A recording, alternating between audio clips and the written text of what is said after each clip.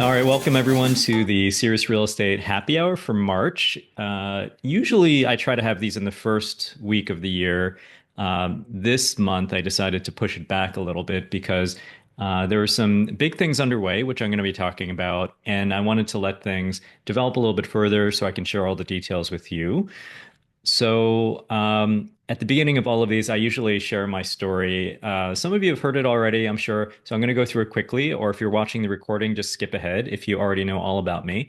But I'm Daniel Shin. I'm a physician. I'm a urologic surgeon to be exact, and also a real estate investor. For the past most of the decade, I've been on social media as a Darwinian doctor, initially anonymously, and now sort of out in the open for quite a while. And more recently, as a founder of Cereus Real Estate. So my private portfolio that I wrote about on my blog, the Darwinian Doctor blog, showed my journey from, going from just a single family turnkey to about 30 units, privately owned real estate. And now, through Cereus Real Estate, we have about 360 units under management. So grew up on the East Coast, first generation Korean immigrants with all these sort of expectations that came with. And my family, was not really financially savvy. So there was no formal financial education, during that process. And what did that lead to? Maybe not directly related, but there was certainly a lot of financial scarcity in the childhood. So around middle school, after a period of, relatively, smooth childhood, in middle school, all of a sudden there were moving trucks because we were getting evicted from our house. That led to a lot of financial uncertainty. And I saw the stress and strife that it caused in my family and on my parents' relationship. So coming from that background, my solution and what was presented to me as an option was just to be really academically excellent. I think a lot of you guys can probably relate. And I leaned into that. I was valedictorian of my high school. I went to Yale University and decided that I was going to become a physician. And you know, it was a lot of reasons for that. I wanted to help people. I felt like I had the skill set to do so, but also I knew that physicians are employable. They get good jobs, and it's going to be difficult to have career instability and financial instability if you are a physician. So it was all kind of wrapped up in that. And I got on that conveyor belt of education that we're all familiar with. After graduating from Yale, I was at the University of Pittsburgh School of Medicine and then did residency for urology at USC. And then I joined Kaiser because I wanted that stability. At least I thought I did. I wanted that stability of an employed physician job and that paycheck. So I thought I had everything I wanted. This is what it looks like to win life, right? You get the big paycheck. I was married. I was starting a family. I had, the doctor house in Los Angeles, the doctor car, and I was part of a beach club. My kids were in private school, but there were cracks in the foundation. There was a 10-hour weekly commute. So not every day, of course, but 2 to 3 hours a day. I was sitting in the car just driving back and forth from my home to the hospital in tons of traffic. I was on call a lot at night and it was exhausting and it affected all parts of my family. At work, there was this endless pressure to see more patients and increase the productivity. And really, it was those metrics in a lot of cases that I felt was taking precedence over quality patient care.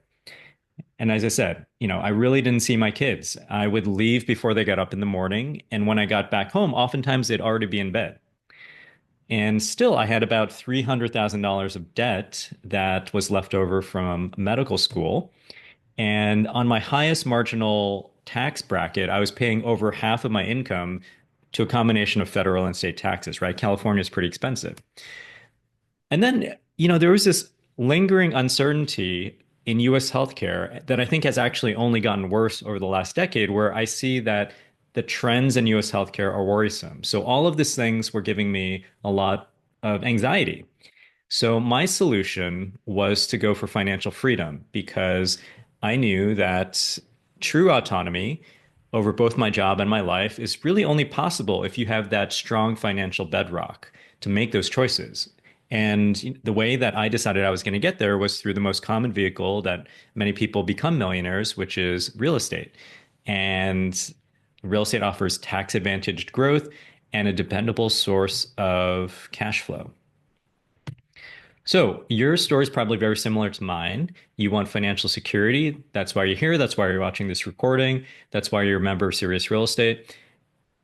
You want passive income that can really lead to time freedom, and you perhaps want to leave behind a legacy for your kids so that they can avoid the financial scarcity and stress that you experienced in your childhood.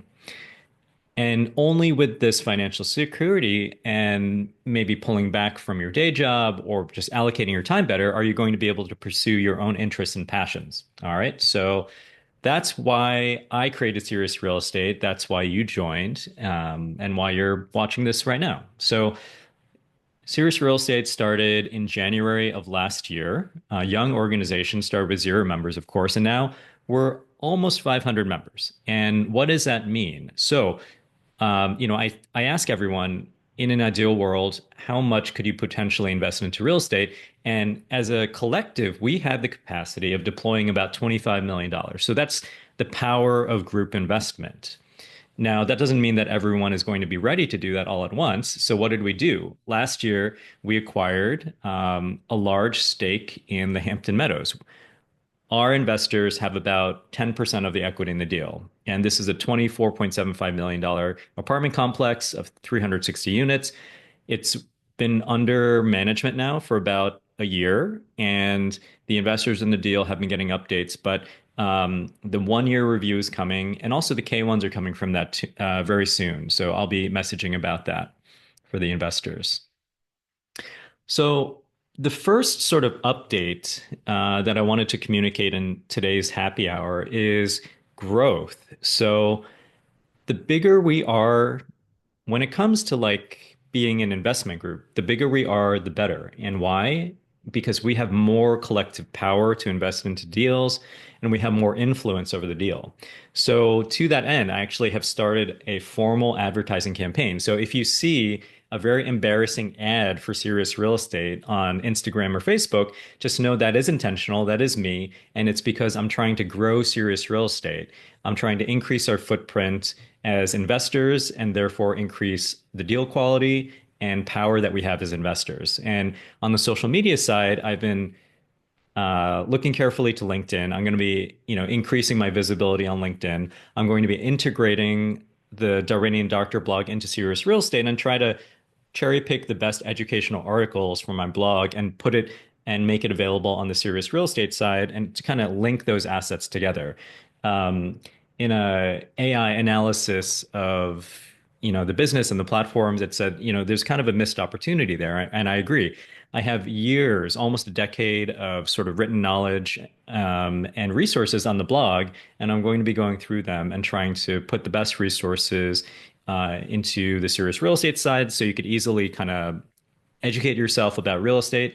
And I'm also going to be utilizing these Serious Real Estate happy hours also. So they're going to be available in video form, but I'm also essentially transcribing those into blog posts too that are going to become this sort of growing trove of education that you can tap if you're interested to learn more about real estate. So, and also I started recording a podcast as well. That'll be coming soon. I am recording the podcast with another real estate investor partner and unrelated to Serious Real Estate, but we've recorded a couple of episodes so far, so that's going to be in the works. And I think it'll be just another sort of option for absorbing information about real estate, financial freedom, and all the things that kind of come along with it. Word of mouth, I think, is actually going to be one of the most powerful growth drivers for Cereus Real Estate. So, on the advertising campaign side, for example, if you actually click on learn more about Cereus Real Estate at the bottom of the ad, it'll take you to a landing page that actually has, a description of what's going on, what is going on with Cereus Real Estate, how you can get involved. And there's some testimonials there because, a number of, I asked the investors into the deal last year if they were willing to say a few words about their experience, and, a few did. And I prominently put their words there as a proof of sort of concept there. So it just goes to show that people want to hear from you, your experience as an investor. And if you think that Serious Real Estate would be a good fit for um, your friend or your colleague, please do spread the word. All right. So the question is, then I've heard this, especially in some of the more recent calls that I've done with investors, but I think there is a decently common question of why now? Why should we be investing in real estate right now? And, I think it's a valid question because there's been a lot of turmoil in real estate. And honestly, a lot of people are kind of running scared from real estate, especially multifamily. And I'll just remind you of this quote: be fearful when others are greedy, and be greedy when others are fearful. And it's Warren Buffett, greatest investor alive, and basically has made a point of being a little bit contrarian. When the crowd is running away from something, there's a reason, and that just means opportunity. So why are people fearful right now?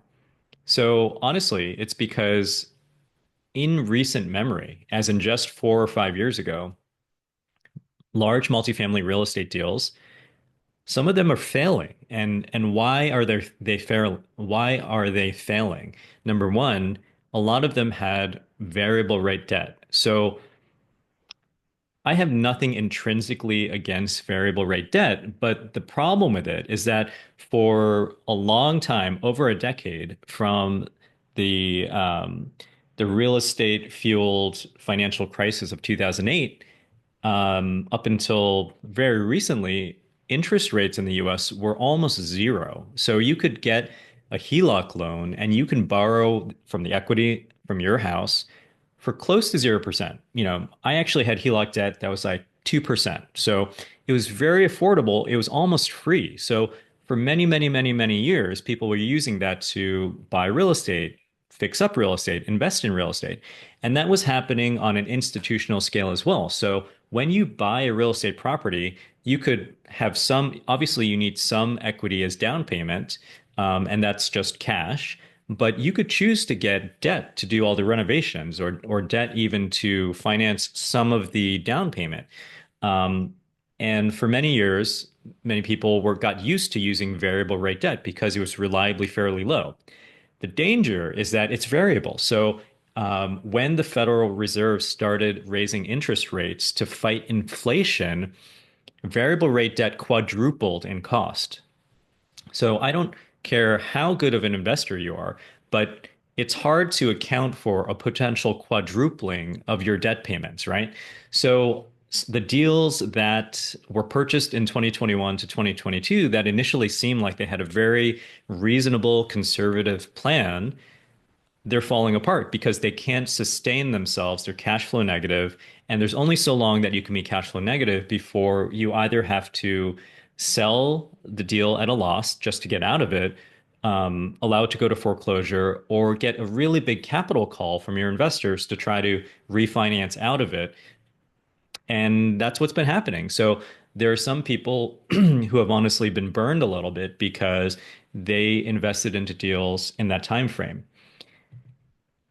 A lot of those loan terms are coming due. So when you buy a house, a primary home, a single family home or something like that, you might be buying it with most commonly a 30-year mortgage, right? It's fixed for 30 years. You have the same payment the entire time. Your interest rate stays the same the entire time. When you're buying commercial property, which for even for multifamily, even though it's residential, if it's over 4 units, usually it's a commercial property, and the debt is different. You're not getting a 30-year term. Usually you're getting maybe a 5, 7, or 10-year term. And then at the end of it, you get a balloon. So you have to pay it all back. Well, it's not like you're coming out of pocket to do that, but what most people do is they just get a new loan to replace that term. And this is just common on the commercial side of it because it limits the sort of timeline, and businesses and banks are able to better project and just know that they're going to be changing with the times and the financial seas. So those 5-year terms are now coming due for deals that started in 2020. And they're looking at the interest rates that they thought they were going to refinance into, and it's wildly different. So even though rates have been coming down a little bit, they're significantly higher than they were 5 years ago. So some of these deals, they just don't pencil anymore, and they're having to sell, or they're having to collect more money from investors in what's called a capital call. And the investors in these deals are not happy, right? Because of all this that's going on, the intrinsic value of multifamily real estate has changed in some markets, mostly in the negative, right? So if you have a situation where you were willing to pay $100 million for an apartment building, but all of a sudden you know that the debt is going to be tremendously higher if you were to buy that, you're not willing to pay as much for that apartment complex as you were 5 years ago. So you make a lower offer, and what does that do? Things are only really worth what people are willing to pay for that. So the intrinsic value of apartments and other real estate has actually fallen in many hot markets. So this has all created a lot of fear, a lot of uncertainty, a lot of chaos, but it has also created opportunity. So the same deals that were worth $100 million 5 years ago might now only be worth 80 million. So there's an opportunity getting in now in all of this turmoil to come away with a really great deal. That was exactly what attracted me to the Hampton Meadows deal that we invested in last year. It was initially purchased at a by the previous investor at a much higher projected value, and then we were able to come in and get it at a steal essentially. And that's what is driving a lot of the projected returns. Okay. So all of that in mind, and this is, today's talk shouldn't be too long. I'm just going through a variety of things, and I'll leave some time for questions at the end if anyone has questions. Otherwise, you're always free to call or email me. That's the advantage of being part of a early stage fund, right? So what are the changes to our structure that I want to go over? So after the proof of concept year last year, I basically saw that yes, there is a group of hungry investors that are interested in real estate and are willing to put their money where their mouth is. So we had over about 24 investors into the deal. As I said, we raised about and bought about 10% of the equity in the deal, over $1 million. So I thought it was time to invest in our future by a more formalized legal structure and investment vehicle. So this is the usual scenario, just to show you what's going on here. So usually in an investment that you might be looking at to invest into, 123 Main Street, you choose to enter each investment separately.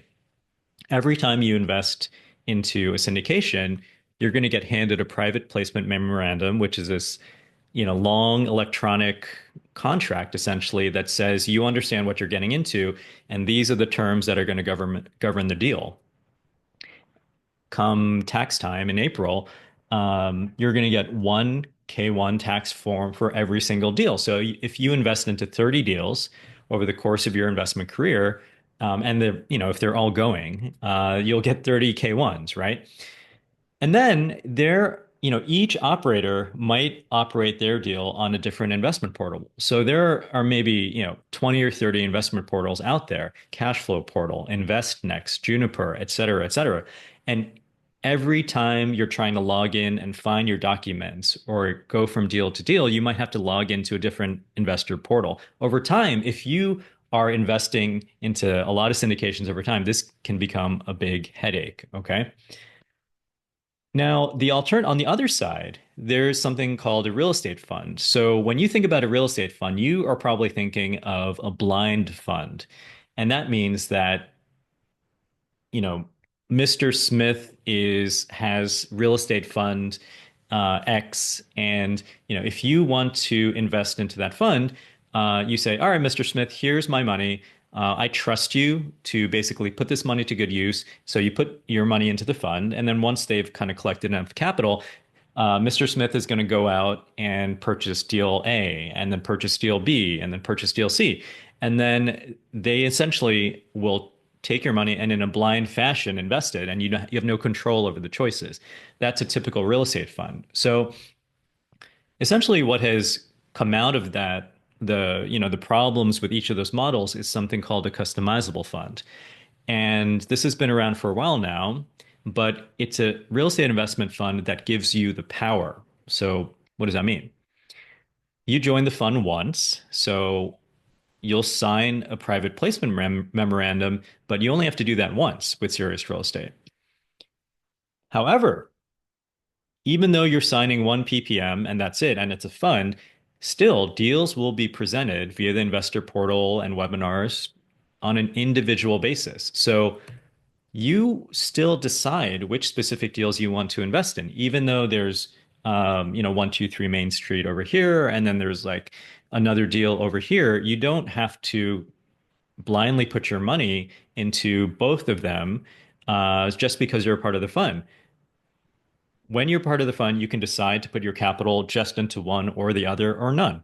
You decide which specific deals you want to invest in. However, all investments stay under one umbrella. So there's no additional PPMs to sign for each additional deal, and there's just one K1 tax form. So instead of 30 K1s, if you've invested in 30 deals, you're just getting one K1 document, and that simplifies things for your CPA, right? And also, all of your deals are visible in one place. So it'll all be visible on the investment portal underneath the umbrella of Cereus Real Estate. So there's a lot of benefits, right? You can think that under this model, it's really improving a lot of, offering a lot of efficiency and simplicity in the customizable fund model. And there's less legal fees. And I'm saying it on both sides of the table. So one of the reasons why I wanted to go this route is because I know that over time, the legal fees for those PPMs really adds up. So you may not know this, but essentially every time someone creates a deal and goes to a SEC attorney to say, all right, I'm creating this deal, 123 Main Street, I need a private placement memorandum, those attorneys will charge usually between $10,000 to $20,000. That's a lot of money, right? And what happens is that, those costs are spread out amongst the investors and essentially they're passed along, right? So if there's less legal fees, that means more profit for you guys. So this over time becomes more and more efficient the more deals that we kind of spread that legal cost out over. And also, it's easier to roll money from one deal into the next. So if you're going under the usual special purpose vehicle, which most syndications operate under, when one closes, you just get handed a big check that goes into your checking account. And then you have to look around and try to figure out, okay, how am I going to get this money into this other deal? You have to wire it from one place to the next. In this, it's all going to be in one portal. If there is basically an exit when a deal is sold, it'll go into the portal and you can decide to either withdraw it and buy your Tesla Model 3 or your Cybertruck, or you can decide what I hope is to just roll it into the next deal. The reason why I hope you do that, of course, is I want you to invest into deals because it's going to grow your wealth exponentially over time. But also, that increases the tax efficiency. So, if anyone watching this saw last month's talk about the tax benefit of real estate syndications, you get more and more tax benefits when you roll into the next deal because the next deal is a tax shelter for the profits from your first deal. Okay. And also, there's less transaction costs. So obviously, if it's going back to a single portal and you could deploy that capital into the next deal, you're not having to wire funds back and forth. Um, Less transaction costs, less transactions is less ability for fraud. All right. So also, another big reason why I wanted to go this route is that deal operators love funds. So what I'm realizing as a real estate investor, as I grow in experience, is that the best, most profitable deals right now are taking advantage of the exact scenario that I talked about. It's the failing deals from 5 years ago, when people are essentially running scared and trying to get out of these deals. The best, biggest deal operators are getting the pick of the litter right now. Um, but to get the attention of deal operators like that, you want to come with a big check. So what do I mean by that? So, if I'll have an example on the next slide, but suffice to say, if you're coming in with one big investment as opposed to 50 individual small investors, a deal operator says that's perfect. There's less administrative paperwork on their end. And as compensation for that convenience, they will often offer improved deal metrics for funds versus individuals. So let's have an example scenario, okay? So Dr. Smith brings $50,000 to a deal and gets a 70-30 split between the limited partner and the general partners, as well as a 6% preferred return. Now, don't panic if you don't know what all that means. First of all, you have ample time to educate yourself. I'll be hopefully able to help you with that in the calls and everything like that. And also, if there is a deal in the future, that'll all be explained. But basically, a 70-30 split means that 70% of the, profits and upside, in most cases, will be given to the limited partner, 30% to the general partners as compensation for them putting the deal together and doing all their thing, right? Taking on all the risk. Um, so that's a very common scenario. You might see 70-30, you might see 80-20. As an individual, you don't generally see anything better than that. And a preferred return is just sort of a guaranteed return that gets paid out to you before you have to share profit with the general partners or anything like that. But Cereus Real Estate brings a $1 million check, and the operator says, "Oh, this is great. I don't have to deal with 20 different investors. I just deal with you. So let's give you a better split. Let's give you an 80-20 split between the limited partners and general partners. And you know what? Let's bump your preferred return up as well." So by investing through Cereus Real Estate, you get improved profitability and deal metrics. Okay. So that's the example. And that's another reason why I did this. Bigger checks bring bigger benefits. So, what are the downsides of the customizable fund? Number one, you've got to be accredited. So, what does that mean? It means it's actually not, I say this not facetiously, but it's like for most doctors now, most high-income medical professionals, this is pretty easy to attain right now. It means that you have about $200,000 a year of income, or if you're a couple, it's $300,000 sort of collectively, annual income. Or you have $1 million in net worth, not including your primary home. It can include your, 401k, it can include other assets.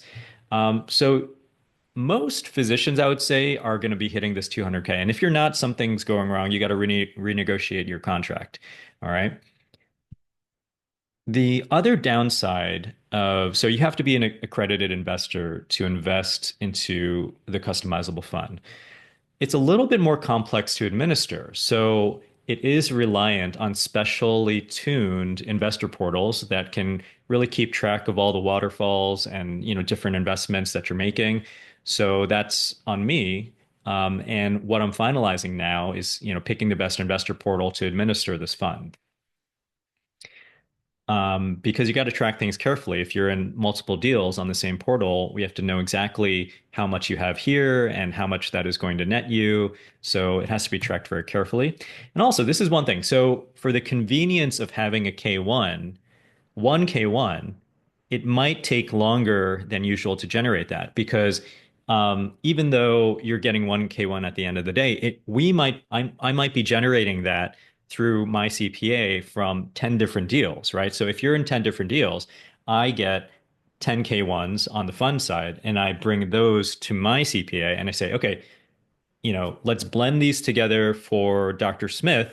So put it all together and spit out one K1 that I can then give to Dr. Smith. That can take a little while. So we can't finish that final K1 for you until all of the deals give us the K1 on their end. So I would say more often than not, you might have to file your taxes late, but that's not scary. I filed my taxes late legally, for the past 5 years. You just, pay $50 and send a form to the IRS. You say, I'm going to delay my taxes. And then when you get that final K1, you can file it and go ahead. Okay.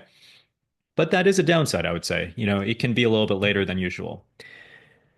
All right, so this is my second to the last slide, and then we can do questions if there are any. But what is next? So the next deal that I anticipate to have to bring to the Cereus Real Estate audience is targeted for April, and that's right around the corner, right? So If not April, very soon afterwards, because I anticipate on being finalized with the selection of the investor portal, getting everything live very soon.